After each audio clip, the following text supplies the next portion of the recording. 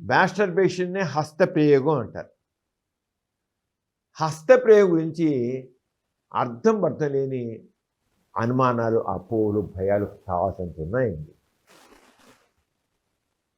Masters and Johnson's వీటి మీద విస్తృత పరిశోధన చేసి హస్తప్రయోగం ఏమాత్రం హానికరం కాదు, ఆరోగ్యదాయకమే అని చెప్పి కిన్సే పరిశోధన చేసి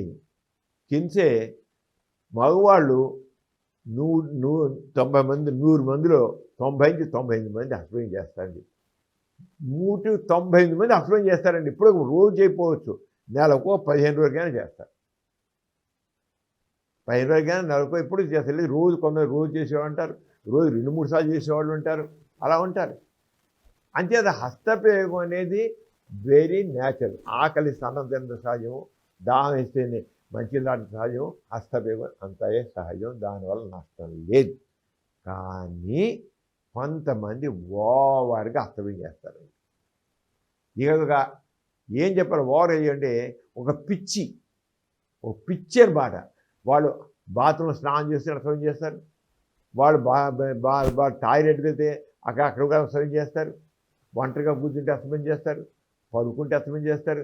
చేయని వాళ్ళకి ఒక టీవీ చూస్తుంటే హస్తప్రయోగం చేస్తారు, ఒక పూర్ణ వీడియో చూసుకుని దాన్ని చూసి హస్తప్రయోగం చేస్తారు. నీకు ఎప్పుడు కదా ఇంకా అదే పని. వాళ్ళు కొద్దిగా ఏమాత్రం ఒంటరిగా ఉన్నా, నిద్రపోవడానికి ప్రయత్నం చేస్తున్నా, బెడ్ మీద ఉన్నా, ఎలా ఉన్నా హస్తప్రయోగం చేస్తుంటారు. అది ఎడిక్షన్, ఒక వ్యసనం. ఎప్పుడు ఇలా చేస్తారో వాళ్ళ యొక్క వ్యక్తిత్వం దెబ్బతినిపోతుంది. అలాంటి వాళ్ళకి మాత్రం ఎలా తగ్గించాలి? దానివల్ల ఏంటిపోతుందంటే వాళ్ళలో పక్కేమో తప్పు చేస్తున్నాను ఒక రకమైన గిల్టీ ఫీలింగ్ కూడా ఉంటుంది.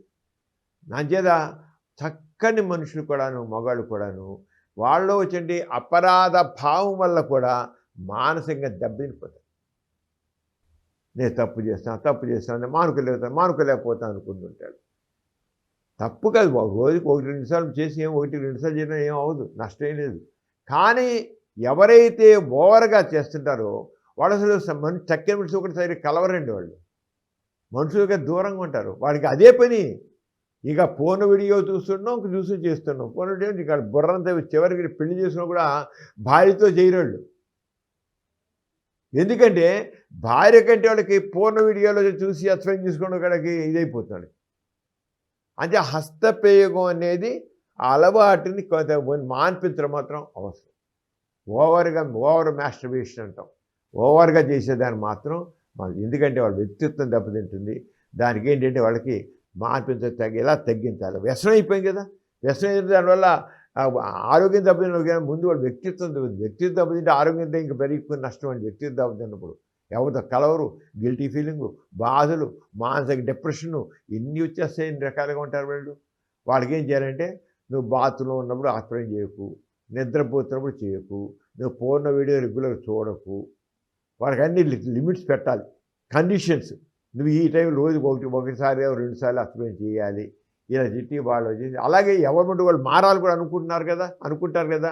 నేను మాస్టర్బేషన్ ఎక్కువగా చేస్తున్నాను, హస్బెండ్ ఎక్కువగా చేస్తున్నాను, నేను మానుకోవాలి వాడు అనుకుంటాడు కనుక వాడికి కొన్ని ఈ సందర్భంలో చేయకు, ఈ సందర్భంలో చేయకు, ఇక్కడ నా కంట్రోల్ చేసుకో, ఈ పెట్టుకో అనేది వాడికి ఒక లిమిట్స్ పెట్టాలి. ఈ సమయంలో మీరు చేయకూడదు, నిద్రపోయే చేయకూడదు, ఫోన్ వీడియో చూడొద్దు, బాత్రూమ్ వెళ్ళి చేయొద్దు, నువ్వు టాయిలెట్కి వెళ్ళి చేయొద్దు, ఇక ఒంటరిగా ఉండొద్దు. అది వీడు ఒంటరిగా ఉండకుండా ఎక్కువగా జనంతో ఎక్కువ కలిసి చేయాలి. ఎక్కువ జనంతో కలిసి ఉన్నాం ఇలా చేస్తుంటే ఏదో బయట ఆటల్లో ఎక్కువ నిమగ్నం అవ్వడం, టైం అంతా అవుట్ సైడ్ స్పెండ్ చేయాలి. అవుట్ సైడ్ స్పెండ్ చేసినట్లయితే వాళ్ళకి అంత అస్తమయం చేసింది కాకుండా డైవర్ట్ అవుతుంది, మూడ్ డైవర్ట్ అవుతుంది. అది ఇలాంటి వాళ్ళకి మూడ్ని డైవర్ట్ చేసే విధంగా అస్తమయంగా చేసే అవకాశం లేకుండా చేసినట్లయితే స్లోగా అలవాటు నుంచి వాళ్ళు బయటపడతారు. అది చేస్తారు. అంటే మామూలుగా కొద్దిగా చేసేది లెక్క కాదండి. రోజుకి 1 సారి 2 సార్లు చేసే లెక్క కాదు.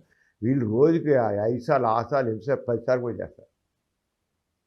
అంతే ఆ అలవాటు తప్పినాక ఈ రంగా టెక్నిక్స్ చేస్తారు. ఒకసారి డాక్టర్ దగ్గరికి వెళ్తే ఆ డాక్టర్ అన్ని కౌన్సిలింగ్ చేసి తగ్గుతుంది.